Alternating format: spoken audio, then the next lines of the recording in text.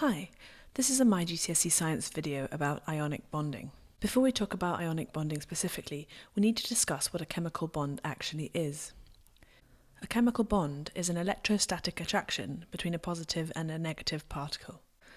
Now, an electrostatic attraction might sound something quite complicated, but really it's just an attraction between something that's positively charged and something that's negatively charged. Positive and negative attract each other, so when we have positive particles and negative particles, they attract each other, and that creates a chemical bond. Chemical bonds can come in different types, and we're going to learn about 3 different types. Ionic bonds, which have positive and negative ions as part of their chemical bonds. Covalent bonds, which have positive nuclei of atoms and shared pairs of electrons. And metallic bonds, which contain metal atoms and delocalized electrons in the structure. So looking at ionic bonds specifically, they are formed from electrostatic attractions between oppositely charged ions. So we always have a positive ion and a negative ion. Positive ions are also sometimes called cations, this is the scientific word for them, and negative ions are called anions. An easy way to remember cations is that smiley cats are positive, so cations are positive. It's worth knowing that positive ions are always formed from metal atoms, and this is because the metal atoms lose electrons. Remember, electrons have a negative charge, so if an atom loses an electron, it's going to become less negative, therefore positive. Negative ions always come from non-metal atoms, and that's because non-metal atoms always gain electrons, and if they're gaining something with a negative charge, they must become more negative. So how do these ions actually form? The key thing is that all elements apart from the noble gases have incomplete outer shells of electrons, and what they want to do, the reason they do reactions, is that they want to get complete outer shells. Whether or not they lose or gain electrons in order to do this depends on whether they have a few or a lot of electrons on the outer shell. As we said, positive ions are always formed from metals losing electrons. Let's look at sodium as an example of a group 1 metal. It has 1 electron in its outer shell. In order for it to get a complete shell, it can either lose this 1 electron or gain 7 more. And it's much more difficult to gain 7 more, so it loses this outer electron. This leaves it with a full outer shell, but 1 less electron overall. That's going to mean that it now has a positive charge. So because something's changed with the electrons, but nothing's changed in the nucleus, we have to mark this as an ion with these square brackets. Otherwise, we might think that it was neon, the nearest noble gas that has the same electron configuration. So sodium went from an atom with 2, 8, 1 to an ion with 2, 8, which is the same as the nearest noble gas, neon. You're expected to know how group 1 metals turn into ions, as well as group 2 metals, so let's have a look at group 2. This example is magnesium. We can see that magnesium has 2 electrons in the outer shell. So in order for it to have a complete outer shell, the easiest way for it to do it is to lose these 2 electrons. So when magnesium loses the 2 electrons, it goes from being 2, 8, 2 in its electron structure to 2, 8, just the same as sodium was before. And although the nucleus has stayed the same and therefore it's still magnesium, it now has 2 less electrons than it did before. So that's 2 fewer negatively charged particles, giving magnesium a 2+ charge. In the exams, when you have to draw something like this, you aren't usually expected to draw all of the inner shells as well. So let's have a look at a simplified version that you might draw in the exams. So since we still have the magnesium in view, let's do the magnesium. We'll simply write the name of the element there, and just draw the outer shell of electrons, which has 2 electrons. That's a magnesium atom, just showing the outer shell, and we could show it turning into magnesium ion, where it loses the electrons on the outer shell, so now the outer shell is empty, and we have a 2+ charge. Now that would be the simplest way of doing it, and it would be absolutely correct. But if you wanted to think about it more like the drawing above, you could draw it with 8 electrons in the outer shell, and that would also be fine. Remember, we have an electronic structure of 2, 8, 2 here, and 2, 8 there. The number of protons and neutrons hasn't changed, so this is still magnesium, but because the amount of electrons has changed and it now has a charge, we call it a positive ion.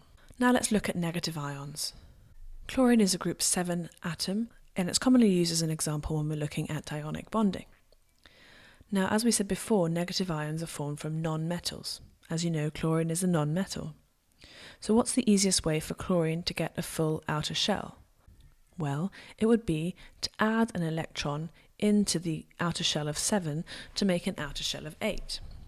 This gives chlorine 1 extra electron on the outer shell, and therefore it has 1 extra negative charge, turning it into a -1 ion. Over here, where the atom had an electronic structure of 2, 8, 7, and now the ion has an electronic structure of 2, 8, 8. We always draw this extra electron as a different symbol to the one we use for chlorine's electrons to show that this electron has come from somewhere else. And when it reacts in an ionic bonding reaction, this electron has come from the metal which lost it. So let's look at an element in group 6 now. Oxygen is a good example. You can see that oxygen has 6 electrons in its outer shell with an arrangement of 2, 6. So in order to get a full outer shell, the easiest way for oxygen to do this is to gain 2 more electrons onto its outer shell.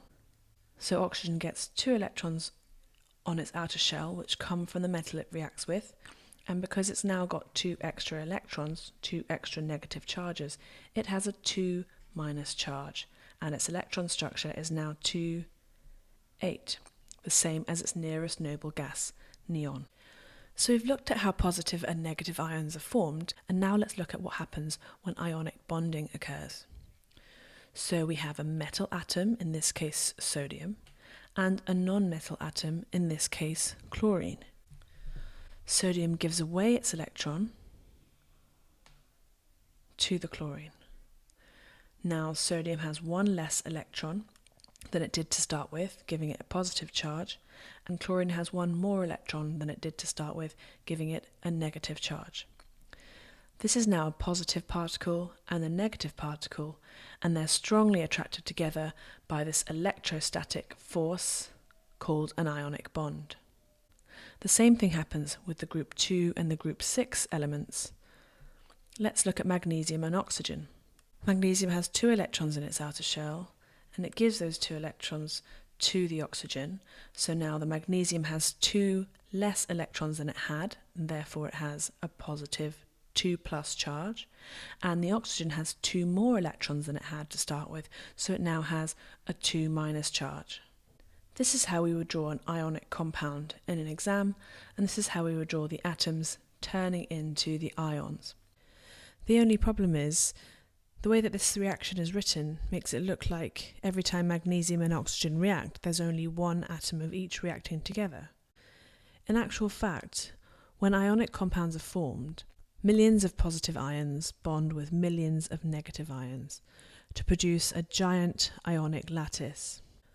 The word giant sounds like humongous, but it actually means that the compound or the structure contains millions and millions of atoms or ions.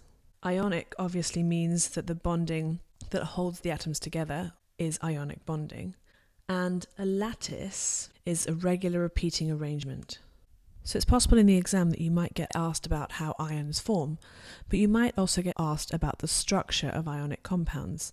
And you need to know that the structure is this giant ionic lattice. One thing that's important to know about the ionic bonds in an ionic lattice is that the bonds, the attractions between positive and negative ions, happen in all directions.